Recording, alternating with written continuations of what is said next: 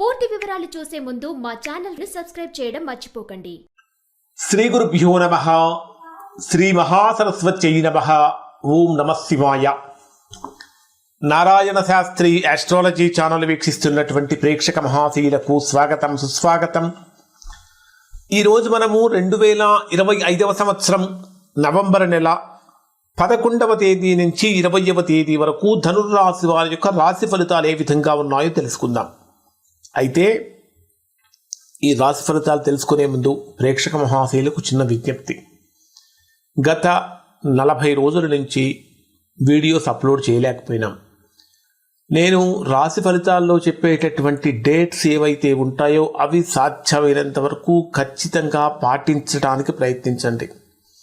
ఎందుకంటే 12 రాశుల్లో ఏదో ఒక రాశి, నాది కూడా ఏదో ఒక రాశి అవుతుంది. ఏదో ఒక రాశి అంటే నేను కూడా ఆస్ట్రాలజర్ అయినప్పటికీ మానవ మాత్రుడినే.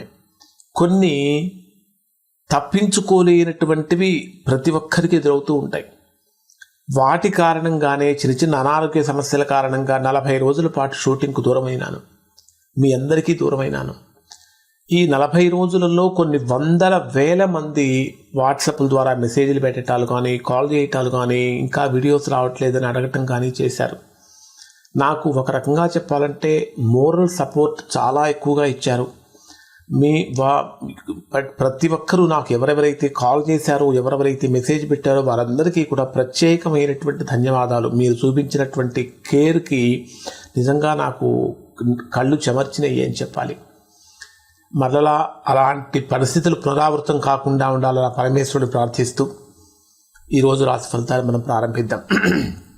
ధనుర్రాశి వారికి ప్రస్తుతం ఎలా ఉన్నది అంటే, ఈ 10 రోజుల కాలంలో కొంచెం స్వల్పమైనటువంటి ఆటంకాలతోటే ప్రారంభమవుతుంది జీవితం. కారణం ఏమిటంటే, జరుగుతున్న గ్రహస్థితులు అంటే గోచార రీత్యా ఏర్పడినటువంటి గ్రహస్థితులు అనుకూలం కన్నా కూడా ప్రతికూలంగా ఉన్నాయా అంటే అవుననే చెప్పాల్సి వస్తుంది. కారణం ఏమిటంటే, ఒకటి ఫస్ట్ పాజిటివ్ పాయింట్ ఏంటంటే, రాస్యాధిపతి అయినటువంటి గురుడు రాశికి 8వ స్థానంలో సంచరిస్తున్నాడు. అంటే 8వ స్థానం కర్కాటక రాశి. అయితే గురుడికి కర్కాటక రాశి ఉచ్చస్థానం అవుతుంది. రాస్యాధిపతి ఉచ్చస్థానంలో సంచరిస్తున్నటువంటి కారణం చేత మీరు ధర్మబద్ధంగా చేసేటటువంటి పనిలో ఖచ్చితంగా విజయాన్ని పొందుతారు. అయితే ఎక్కడైనా ముందు డబ్బులు పెట్టవలసి వచ్చినప్పుడు కొంచెం జాగ్రత్తలు పాటించండి. ఇన్వెస్ట్మెంట్ ముందుగా చేయాల్సి వచ్చినప్పుడు ఆర్థికపరమైనటువంటి విషయాలలో ముందు వెనక ఆలోచించి పెద్దవాళ్ళ యొక్క సూచనలు, సలహాలు తీసుకుని ముందుకు వెళ్ళండి. ఇక మీ జన్మరాశికి 7వ, 10వ స్థానాధిపతి అయినటువంటి బుధుడు 12వ స్థానంలో, వ్యయస్థానంలో సంచరిస్తున్నాడు. 7వ స్థానం అంటే భార్యకు సంబంధించిన స్థానం లేదా భర్తకు సంబంధించిన స్థానం. అలానే 10వ స్థానం అంటే మనము చేసే వృత్తి, ఉద్యోగ, వ్యాపారాలకు సంబంధించినటువంటి స్థానాలు.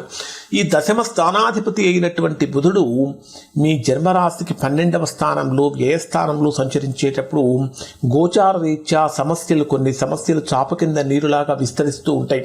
అసలు మనం వాటిని తప్పించుకోగలమా అంటే, మనం ఎలాంటి పొరపాటు చేయనప్పటికీ కూడా అన్నీ మనమే చేసినట్టుగా అవతల వాళ్ళు క్రియేట్ చేసేటటువంటి ప్రమాదం కూడా కనిపిస్తుంది.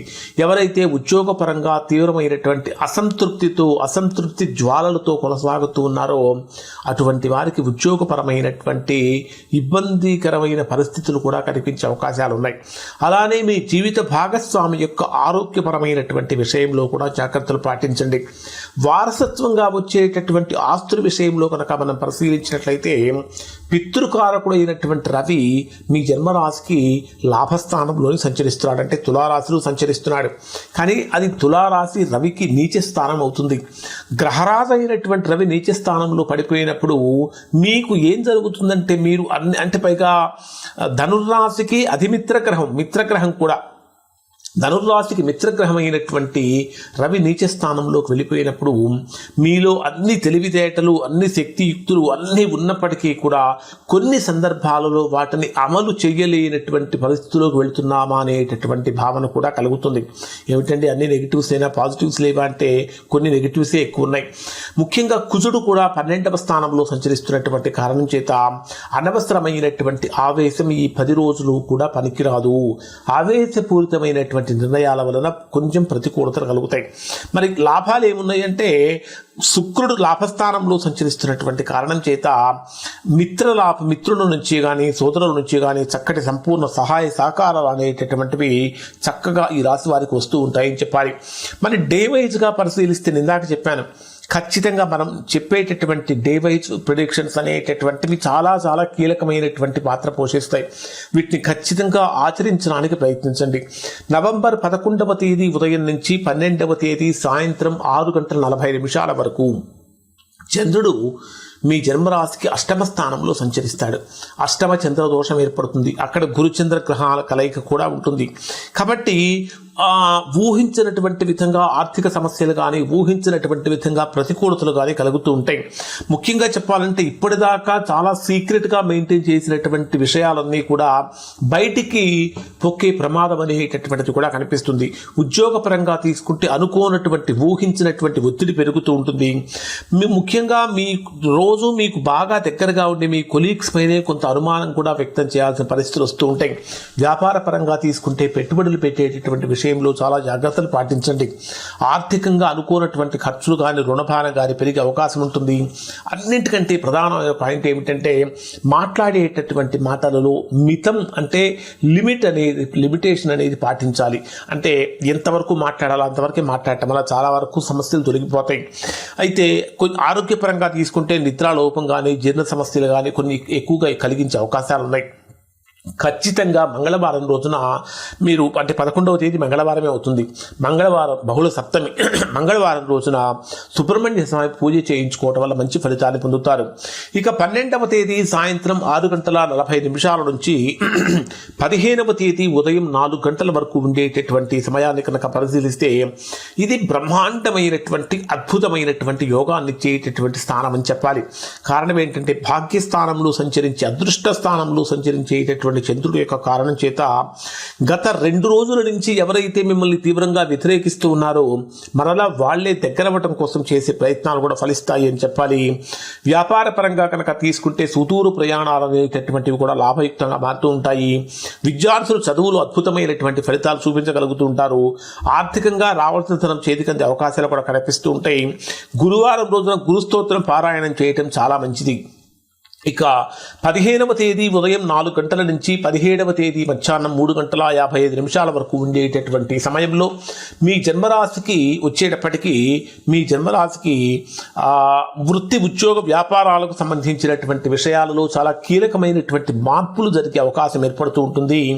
కర్మస్థానంలో సంచరించేటటువంటి చంద్రుడి యొక్క ప్రభావం కారణం చేత సీనియర్ల నుంచి కానీ పై ఆఫీసర్స్ నుంచి కానీ చక్కటి ప్రశంసలు కూడా కుదిరే అవకాశం ఉంటాయి. వ్యాపార పరంగా కనుక తీసుకుంటే ఒక ప్లానింగ్తో ముందుకెళ్ళటం అనేటటువంటి చాలా మంచిది. ఏదైనా అగ్రిమెంట్స్ చేసుకోవడానికి కొత్త వ్యాపార ఒప్పందాలు చేసుకోవడానికి ఇది అనుకూలమైన సమయం అని చెప్పాలి. శనివారం రోజున దానధర్మాలు చేయటం అనేది చాలా మంచి పని. శనిజపం కూడా చేసుకోండి. ఇక 4వ పాయింట్ ఏమిటంటే ఈ 17వ తేదీ మధ్యాహ్నం 3:55 నుంచి 20వ తేదీ ఉదయం 4 వరకు ఉండేటటువంటి సమయంలో ఇది బ్రహ్మాండమైనటువంటి లాభాన్ని కలిగించేటటువంటి సమయం అని చెప్పాలి. సహచరులతో మంచి సంబంధాలు మెయింటైన్ చేస్తూ ఉంటారు. కొత్త అగ్రిమెంట్స్ చేసుకోవడానికి కొత్త కాంట్రాక్ట్స్ పొందడానికి లేదా కొత్త ఉద్యోగాల్లో జాయిన్ అవ్వడానికి ఒక రకంగా అనుకూలమైన సమయం అని చెప్పాలి. ఆకస్మికమైనటువంటి ధనలాభం కూడా సూచిస్తూ ఉంది. శక్తి ఉత్సాహం అనేటటువంటి చక్కగా పెరుగుతుంది అని చెప్పాలి.